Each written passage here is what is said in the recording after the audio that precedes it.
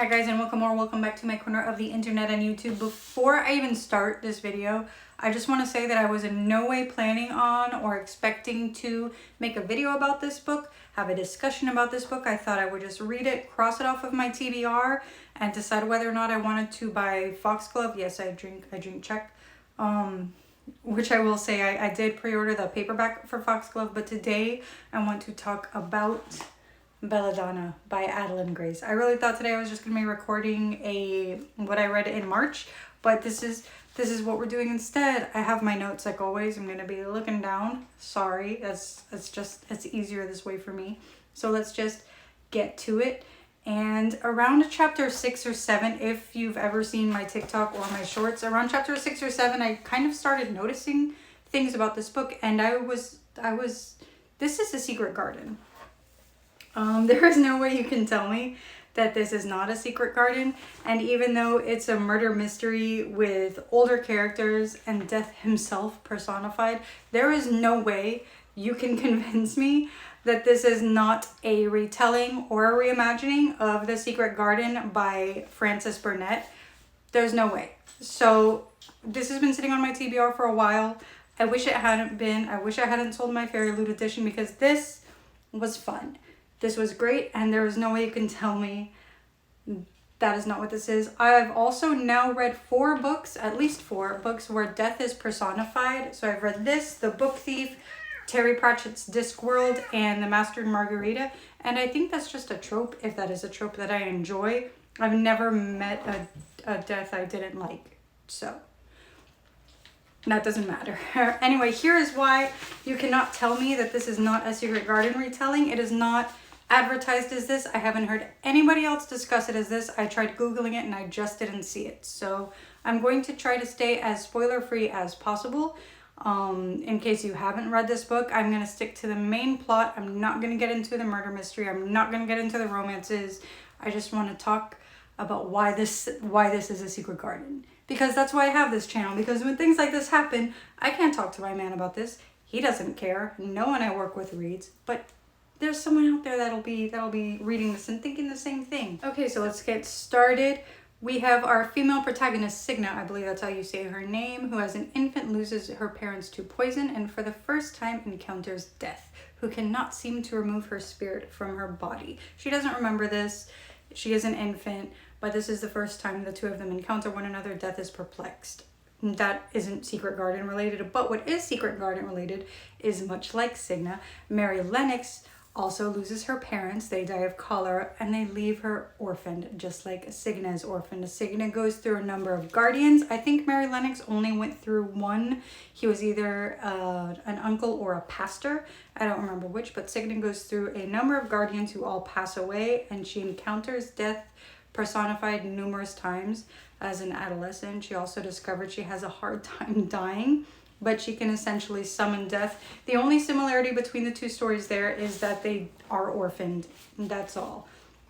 But in both stories, our ladies are eventually brought in as wards by their tragic uncles, who are essentially strangers, who are overcome with grief and are mourning the deaths of their wives in huge manners that are both in both stories, in both The Secret Garden and in Belladonna. The manors are haunted at night by wailing cries.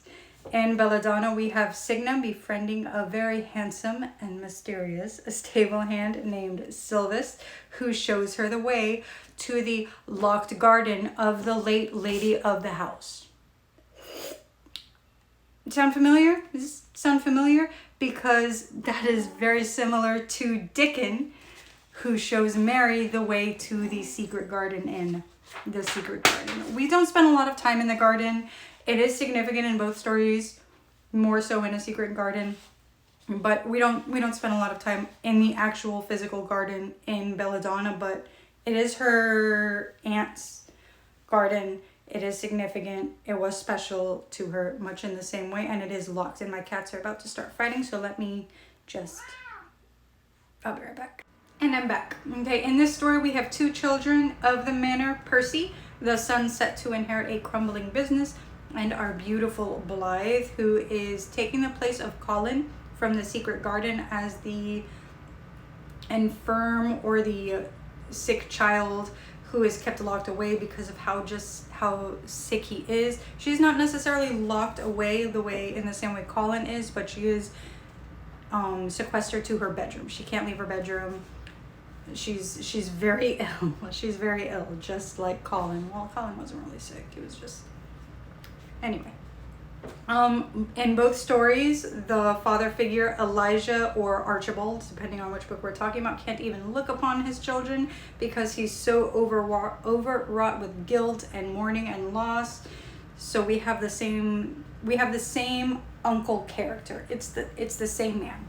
And there's even a scene in Belladonna picked like directly from either I don't remember if this is, I read the book a long time ago, I saw the movie a long time ago, but it was either from the book or from the 1993 film adaptation of A Secret Garden, where Archibald takes Mary's face in her hand and he's overcome with just sadness and grief because she looks so much like his wife. And the same exact scene happens in Belladonna. The same scene.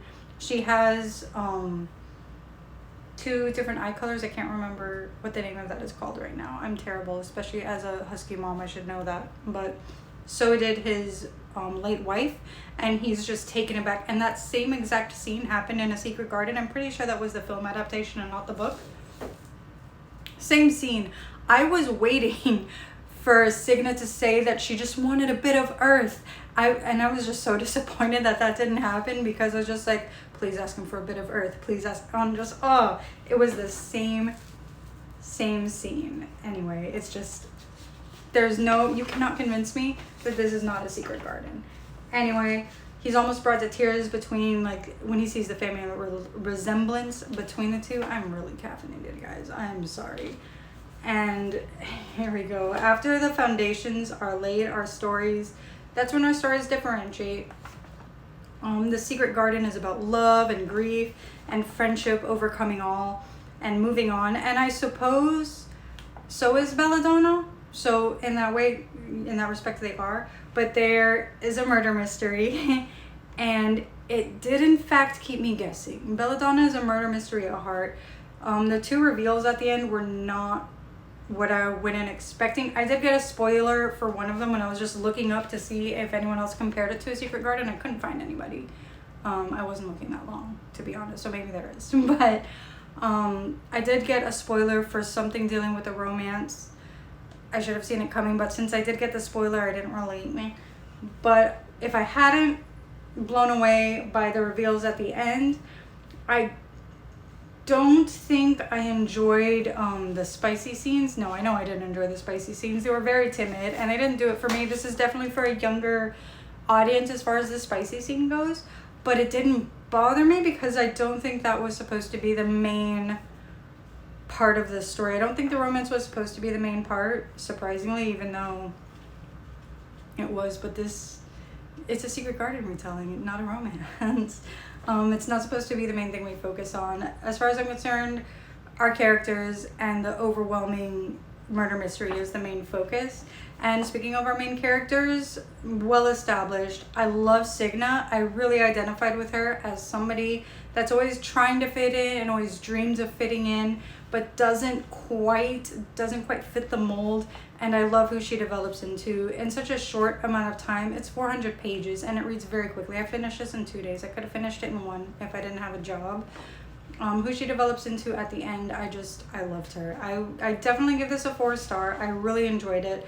I hope we get to see one of our side characters in Foxglove. I don't see how she would fit into the story if Foxglove is seaside and Signa moves away, but it would be nice. I really did like one of our side characters. But this is definitely a fun book, especially between some of the heavier fantasy I tend to read. I do recommend this. No, I'm not recommending this. If you're not really into spicy books, you can go ahead and pick this up. It's not super spicy. If you enjoyed Stalking Jack the Ripper, the first one, not the whole series, because it gets a little cheesy for me. Remember, I am older and some things just start to annoy me quicker than they might annoy younger readers. But if you enjoyed Stalking Jack the Ripper, I do recommend this. And of course, if you enjoyed A Secret Garden, I do recommend this. All right, that is everything. I hope I'm not caffeinated to the point where this was just babbling. thanks for hanging out with me. My cats are behaving, and we'll see when I put up the March wrap up because I don't have a lot of time. Anyway, thanks for hanging out, and I'll see you guys next time. Bye.